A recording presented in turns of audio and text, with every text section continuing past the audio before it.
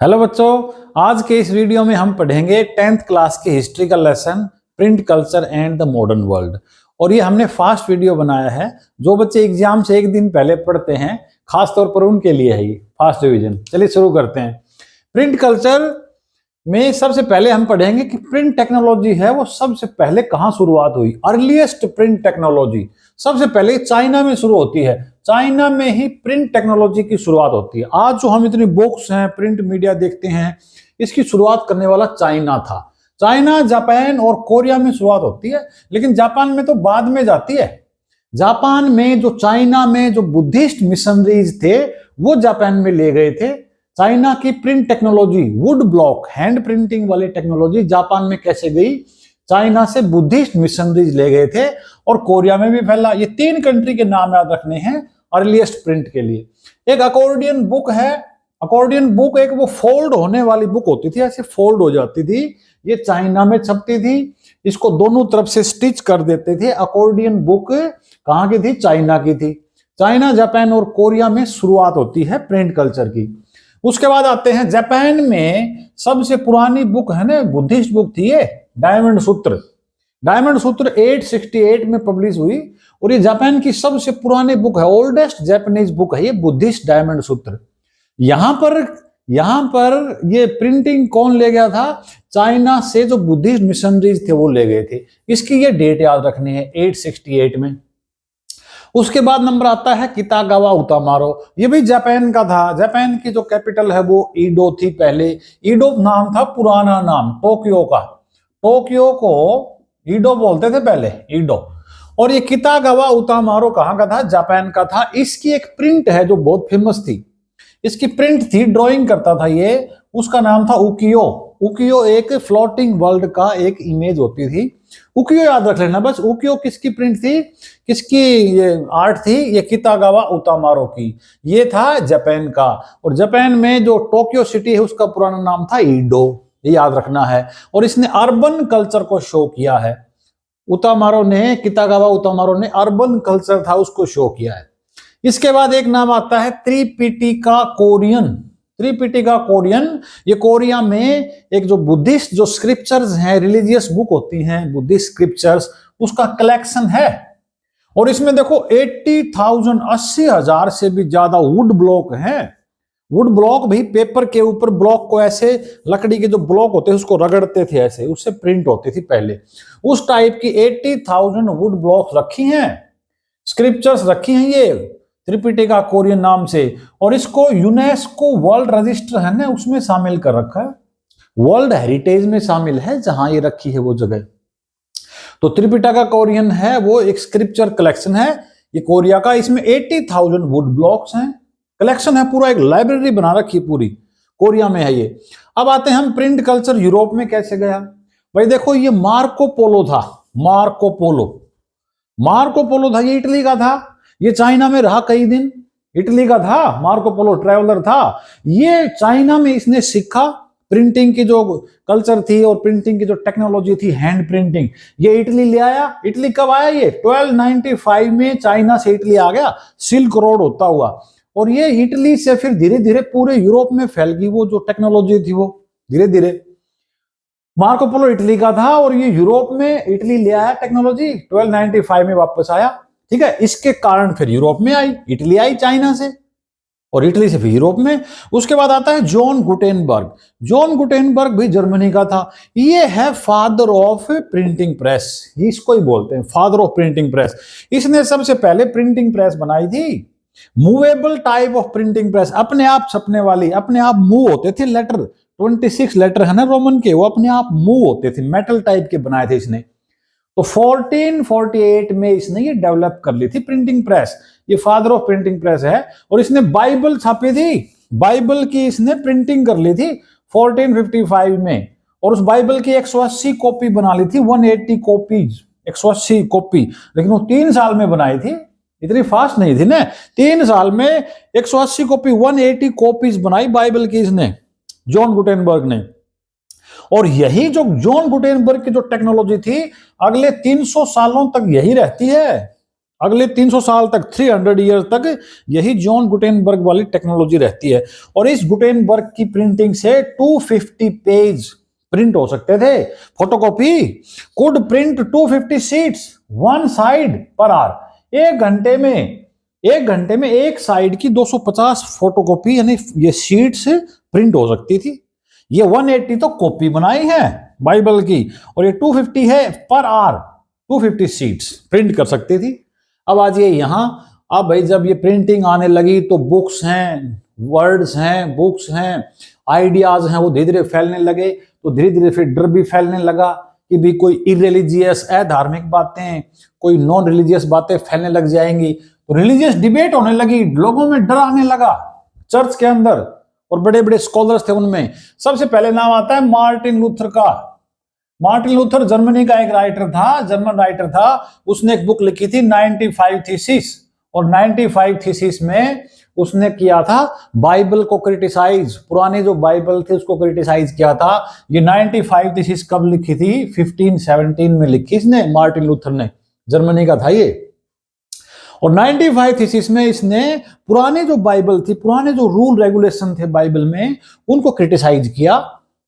और उसके बाद धीरे धीरे फिर ओल्ड बाइबल और न्यू टेस्टामेंट और ओल्ड टेस्टामेंट दो टाइप के ग्रुप बन गए। पुरानी बाइबल को फॉलो करने वाले और नई बाइबल को फॉलो करने वाले दो टाइप के लोग बन गए। प्रोटेस्टेंट रिफॉर्मेशन चला, प्रोटेस्टेंट रिलीजन है।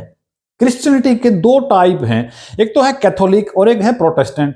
प्रोटेस्टेंट नए जमाने का, जो 1517 में इसकी जो बुक पब्लिश हुई थी 95 थीसिस, इसके बाद ये प्रोटेस्टेंट रिफॉर्मेशन शुरू हुआ। प्रोटेस्टेंट रिलीजन का एक सेक्ट है, सेक्शन है क्रिश्चियनिटी का। कुछ क्रिश्चियन लोग प्रोटेस्टेंट हैं और कुछ क्रिश्चियन लोग कैथोलिक्स हैं। और प्रोटेस्टेंट की शुरुआत करने वाला था मार्टिन लूथर, जो जर्मनी का था। इसने यूनिवर्सिटी में, जर्मनी में यूनिवर्सिटी में इसकी कॉपी छाप दी थी, ठीक है। और इसके विरुद्ध फिर मतलब एक्शन लेने लगी गवर्नमेंट। और इसने क्या कहा था, याद रखना, अल्टीमेट गिफ्ट है प्रिंट। प्रिंट है वो अल्टीमेट गिफ्ट है गॉड का, और ये ग्रेटेस्ट है, गॉड का अल्टीमेट गिफ्ट है। ये मार्टिन लूथर ने कहा था प्रिंटिंग के लिए। अब उसके बाद नाम आता है मेनेसियो का। मेनेसियो इटली का एक मिलर था। इसने बाइबल को अलग तरह से इंटरप्रेट कर दिया। मेनेसियो इटली का मिलर था, मजदूर था एक, और इसने री इंटरप्रिटेशन दूसरी तरह से एक्सप्लेन कर दिया अपने हिसाब से कि बाइबल में ये कह रहे हैं, इसलिए इसके ऊपर केस चला, अरेस्ट कर लिया गया, इसको फांसी हुई, फिर एग्जीक्यूट कर दिया गया, क्योंकि बाइबल के खिलाफ लोग सुन नहीं सकते थे चर्च वाले। इसलिए फिर चर्च ने क्या किया, चर्च ने 1558 से एक इंडेक्स शुरू कर दी प्रोहिबिटेड बुक्स की। प्रोहिबिटेड बुक्स की लिस्ट बनाने लगे कि भी ये बुक्स हैं, ना तो छपेंगी ना कोई पढ़ेगा, इनके ऊपर बैन है। और ये बुक्स की लिस्ट छापने लगे। तो ये लिस्ट है प्रोहिबिटेड बुक्स की, ये 1558 से चर्च ने शुरू कर दिया, डर के मारे। क्योंकि जैसे मेनेसियो जैसे लोग हैं, ये इस प्रकार अलग अलग ढंग से एक्सप्लेन करने लगे, तो डर गए थे वो। रीइंटरप्रिटेशन अलग अलग तरीके से होने लगा। तो इंडेक्स ऑफ प्रोहिबिटेड बुक्स, ये शुरुआत कब हुई? 1558 से ये चर्च ने शुरू की। फिर इरेजमस का नाम आप याद रखना। इरेजमस एक स्कॉलर था, डच स्कॉलर, लैटिन स्कॉलर था। इसने एक बुक लिखी एडेजस 1508 में। इसने भी क्रिटिसाइज किया था। इरेजमस ने भी कैथोलिसिज्म था ना, एक्सेसिव कैथोलिसिज्म, उसको क्रिटिसाइज किया था। हालांकि ये मार्टिन लूथर है ना, इससे दूर रहा ये इरेजमस, याद रखना। इसकी ये बुक याद रखना बस, इरेजमस की 1508 में लिखी थी ये बुक इरेजमस ने। इसने भी कैथोलिसिज्म को क्रिटिसाइज किया था। अब आते ये चैप बुक। फिर चैप बुक भी छपने लगी, प्रिंट अवेलेबल होने लगी ना। 16th सेंचुरी में चैप बुक चैप मैन बेचते थे। ये बहुत सस्ती बुक होती थी, छोटी सी, एक पेनी में ही ये बुक मिलती थी, 1 पैसे में, खासतौर पर यूरोप में। फिर एक बुक ये आने लगी बिलियोथिक ब्लू। बिलियोथिक ब्लू फ्रांस में छपती थी ये बुक, फ्रांस की बुक थी, छोटी सी बुक होती थी, स्मॉल बुक, और ये लो प्राइस बुक होती थी, कम पैसे में सस्ती बुक मिलती थी, बिलियोथिक ब्लू, फ्रांस की, ठीक है। साइंटिस्ट थे और फिलोसफर थे, वो भी अपनी बुक्स फिर वो पब्लिश करने लगे। साइंटिस्ट जैसे कि न्यूटन है, न्यूटन ने अपनी थ्योरी पब्लिश की। फिलोसफर्स हैं रूसो जैसे, वोल्टेयर जैसे, वो भी अपने थॉट्स है वो पब्लिश करने लगे, ठीक है। इसके बाद हम पढ़ेंगे अगला पार्ट। अब ये दूसरे पार्ट में आ जाओ। दूसरे पार्ट में देखो भाई, फ्रेंच रेवोल्यूशन हुई थी 1789 में, 1789 में हुई थी। इसके ऊपर भी प्रिंट कल्चर का बहुत फर्क पड़ा था। प्रिंट कल्चर का क्या असर पड़ा, ये 3 पॉइंट आपको याद रखने हैं। ये 3 मार्क्स में भी आता है, कई बार एमसीक्यू में भी आता है। सबसे पहला तो था ideas of thinkers, Rousseau Voltaire जैसे। रूसो था, वोल्टेयर था, जॉन लॉक था, उस जैसे जो राइटर थे, थिंकर्स थे, उनके आइडियाज पब्लिश होने लगे और दुनिया में मैसेज जाने लगा। पूरे फ्रांस में मैसेज जाने लगा कि राजा महाराजा जो हैं वो देश की सेवा के लिए हैं, अपने ऐशो आराम के लिए नहीं है। तो ये थॉट फैलने लगे, लोगों में विचार अच्छे आने लगे धीरे धीरे। दूसरा है new culture of dialogue and debate. अब ये जब पब्लिशिंग होने लगी, प्रिंट कल्चर में बुक छपने लगी, पंफलेट छपने लगे, तो लोग डिस्कस करने लगे, डिबेट करने लगे। तो फिर डिबेट करने से डायलॉग होने लगा आपस में, उससे पता चलता है एक दूसरे को कि क्या ठीक है क्या गलत है, किंग ठीक कर रहा है गलत कर रहा है। तीसरा कारण था कि मॉकिंग ऑफ रॉयल्टी। जो रॉयल फैमिली थी, लुई 16 था और जो उसकी फैमिली के लोग थे वो कैसे इमोरल लाइफ जीते थे, अनैतिक जीवन जीते थे। जो वर्षे पैलेस था वहां कैसे मौज मस्ती होती थी, उस सब को मॉकिंग करते थे। बहुत सारे कार्टून थे वो बनने लगे, राजाओं का मजाक उड़ाया जाने लगा रॉयल्टी का। तो धीरे धीरे पता चला लोगों को कि कैसे ये एंजॉय करते हैं और जनता कैसे भूखी मर रही है। उसके बाद आता है भाई चिल्ड्रन, वोमेन और वर्कर्स के ऊपर क्या फर्क पड़ा प्रिंट का। प्रिंट आने लगा तो फिर देखो चिल्ड्रन प्रेस बनने लगी। चिल्ड्रन भी बहुत इंपॉर्टेंट कैटेगरी बन गई, रीडर की कैटेगरी बहुत इंपॉर्टेंट बन गई। फ्रांस में पहली प्रेस बन गई चिल्ड्रन की प्रेस, प्रिंटिंग प्रेस 1857 में। हमारे देश में रिवोल्ट हुआ था और 1857 में फ्रांस में प्रिंटिंग प्रेस बन गई बच्चों की। ग्रिम ब्रदर थे, ये जर्मनी के 2 भाई थे, ये बुक्स लिखते थे बच्चों की, चिल्ड्रन बुक लिखते थे। और इन्होंने अपनी पहली बुक लिखी थी children and household tales 1812 में, 1812 में children and household tale book लिखी थी। ये ग्रिम ब्रदर थे, 2 भाई थे, ये जर्मनी के थे, चिल्ड्रन बुक लिखते थे।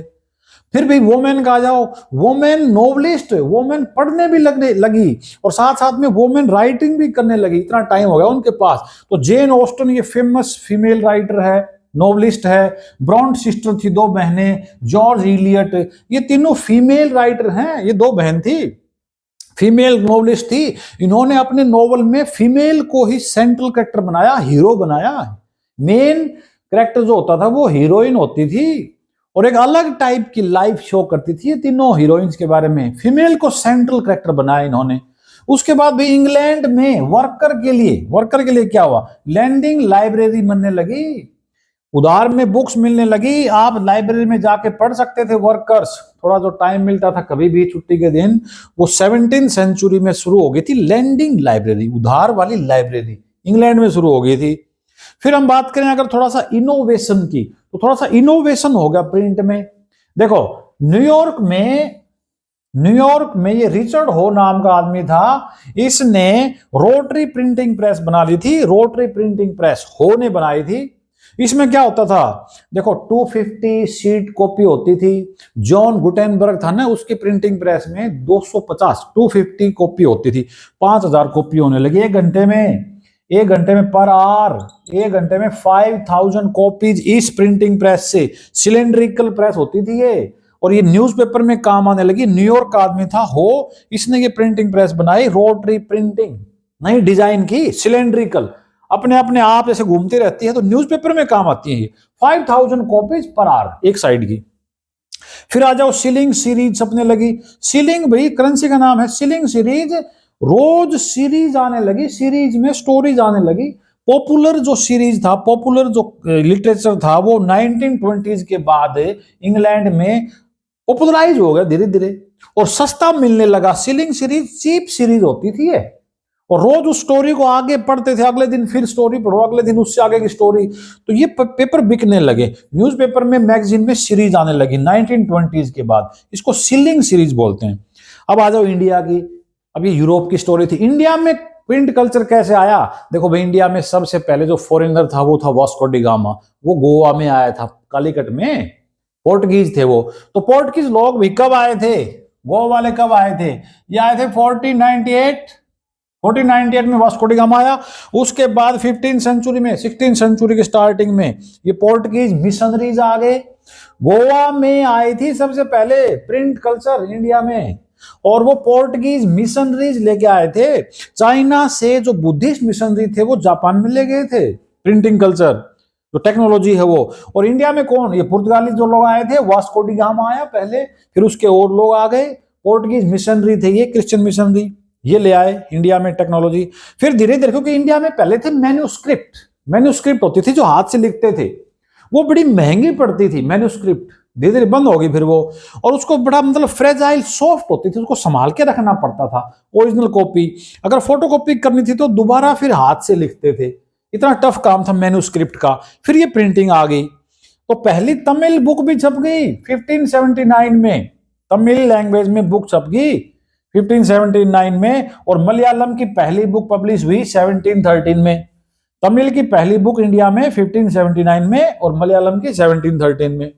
अब आ जाओ यहां, ये जो जेम्स ऑगस्टस हिक्की था, ये भाई आयरलैंड का था, आयरिश आदमी था ये, और इसने अखबार शुरू किया था। इंडिया का पहला न्यूज़पेपर चलाने वाला यही था, editor of first newspaper of India, English में छपता था वैसे ये, और उसका नाम था हिक्कीज बंगाल गजट। ये 1780 से शुरू हुआ था, 1870 से 1870 में शुरू हुआ हिक्कीज बंगाल गजट, और इसको चलाने वाला एडिटर था वो आयरलैंड का था, उसका नाम था जेम्स ऑगस्टस हिक्की। ठीक है, ये भी वॉरेन हेस्टिंग को क्रिटिसाइज करता था, उस टाइम वॉरेन हेस्टिंग था गवर्नर जनरल इंडिया का, वो वॉरेन हेस्टिंग्स को क्रिटिसाइज करता था, उसके करप्शन को शो करता था, इसलिए हेस्टिंग ने बंद करवा दिया और इसको बेचारे को जेल में भी डाल दिया था बाद में। ठीक है, इसका ये 1780 से 82 तक ही चला, बस ये 2-2.5 साल चला था न्यूज़पेपर बेचारा। अब आ जाओ, और भी बहुत सारी बुक्स आने लगी सोशल इश्यूज के ऊपर। देखो ये संवाद कौमुदी 1821 में राजा राम मोहन राय ने लिखी। ठीक है, उसके अगेंस्ट में समाचार चंद्रिका आ गई एक बुक, भवानी चरण बंदोपाध्याय ने लिखी, भवानी चरण बंदोपाध्याय अगले साल 1822 में।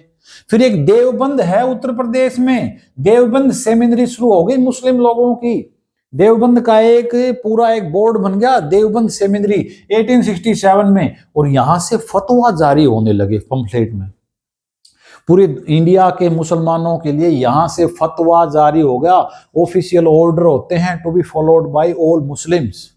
ये देवबंद सेमिनरी कब शुरू हुई? 1867 में, और फतवा जारी होता था यहाँ। राजा रवि वर्मा ले लो, केरला का था, राजा रवि वर्मा की जो फोटोज है ना, इंडियन गॉड और गॉडेसेस हैं, उनकी फोटो बनाता था ये, पूरे इंडिया में इसी की पिक्चर चलती थी। बड़ा पेंटर था, एक कलाकार था, आर्टिस्ट था केरला का। ठीक है, इसने बहुत सारी बुक्स पब्लिश की हैं, इसकी खुद की प्रेस भी थी मुंबई में जो 1894 में बनी थी। 1894 में राजा रवि वर्मा प्रिंटिंग प्रेस 1894 में बॉम्बे में बनाई थी इसने, मुंबई बोलते हैं आजकल। एक रस सुंदरी देवी थी, ये छुप के पढ़ती थी बेचारी, बंगाल की थी ये, बांग्लादेश में नाम है इसका, बांग्लादेश में था तो बंगाल की थी, पहले तो बंगाली था। रस सुंदरी देवी ने एक बुक लिखी है, अपनी ऑटोबायोग्राफी लिखी है, अमार जीवन हमारा जीवन, बंगाली में लिखी थी। रस सुंदरी देवी छुप के पढ़ती थी बेचारी, लेकिन इसने पढ़ाई की और 1876 में ये बुक लिखी अमार जीवन। पेपर में आता है कई बार, अमार जीवन किसने लिखी, पिछले साल भी आया था। राम चड्ढा था एक पंजाबी राइटर, उसने बुक लिखी है लेडीज के लिए कि कैसे उनको गुड हाउसवाइफ बनना है, उसने लिखी है स्त्री धर्म विचार, ये राम चड्ढा ने लिखी है। एक बटाला प्रिंट ही कलकत्ता में, Batala printing press, Batala print बोलते हैं उसको, वहां पर पॉपुलर जो प्रिंट होता, ये लिटरेचर होता था, वो सस्ते रेट में मिलता था, पॉपुलर बुक्स मिल जाती थी यहाँ पर सब प्रकार की। एक बेगम रुकैया थी, बेगम रुकैया भी बंगाल की थी, इसने भी महिलाओं के ऊपर जो रेस्ट्रिक्शन लगते हैं उसके ऊपर बुक लिखी थी। वो सुल्तानाज ड्रीम इसने, बेगम रुकैया ने सुल्तानाज ड्रीम लिखी थी। ठीक है, ये याद रखना। ज्योतिबा फुले था इंडिया का, महाराष्ट्र का, इसने जो ये शेड्यूल कास्ट के लोग थे उसके विरुद्ध उनके लिए आवाज उठाई थी। बाबा साहब अंबेडकर की तरह ही थे ज्योतिबा फुले, महाराष्ट्र के थे। इन्होंने गुलामगिरी बुक लिखी, गुलामगिरी 1871 में, गुलामगिरी। काशी बाबा थे, छोटे बड़े का सवाल काशी बाबा ने लिखा, उत्तर प्रदेश का था ये। सुदर्शन चक्र, ये कविताएं लिखी थी इसने, सुदर्शन चक्र ये भी वहां का था, उत्तर प्रदेश का। ये लक्ष्मीकांत बेजबरुआ आसाम का था, आसाम का ये राइटर था, इसने बूढ़ी और साधु नाम की बुक लिखी थी, आसाम का राइटर था। आसाम का सॉन्ग है ना, जो उनका सॉन्ग, स्टेट सॉन्ग, ओ अपनार देश, वो इसने लिखा था, आसाम का राइटर था ये। फिर बाद में क्या होता है, लास्ट में हमारे लेसन में है ये वर्नाकुलर प्रेस एक्ट। अंग्रेजों ने ये वर्नाकुलर प्रेस एक्ट पास कर दिया 1878 में कि भी लोकल लैंग्वेज में कोई न्यूज़पेपर नहीं छपेगा। वर्नाकुलर होता है लोकल लैंग्वेज। लोकल लैंग्वेज जल्दी फैलती है लोगों में। इंग्लिश में छाप सकते हो, इंग्लिश किसी को आती नहीं इंडिया में, तो उनके अगेंस्ट कोई भी षड्यंत्र नहीं होगा। इसलिए वर्नाकुलर प्रेस एक्ट पास कर दिया कि लोकल लैंग्वेज में कोई भी न्यूज़पेपर छपेगा नहीं। 1878 में पास हुआ, धीरे धीरे बैन लग गया। बाद में विलियम बेंटिक आया, उसने रिवाइज किया। सुप्रीम कोर्ट था कलकत्ता में, उसने भी काफी सुधार किए थे, उसमें फिर इंप्रूवमेंट किया था। लास्ट में केसरी का और सुन लो, जो ये केसरी ये मैगजीन थी, न्यूज़पेपर था, ये बाल गंगाधर तिलक छापता था। इसमें इसने जो भारत में जो रिवोल्यूशनरी थे उनको काला पानी भेज दिया था अंडमान निकोबार, उसके विरुद्ध इस अखबार में आवाज उठाई बाल गंगाधर तिलक ने, तो उनको फिर जेल में डाल दिया 1908 में।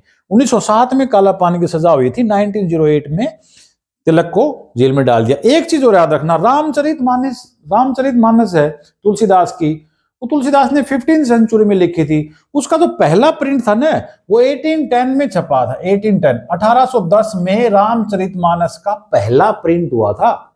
लिखी तो थी पहले तुलसीदास ने, लेकिन ये प्रिंटिंग बता रहे हैं, प्रिंटेड बुक। रामचरितमानस का पहला प्रिंट 1810 में आया। ठीक है, तो ये तो था हमारा आज का लेसन। Thanks for watching.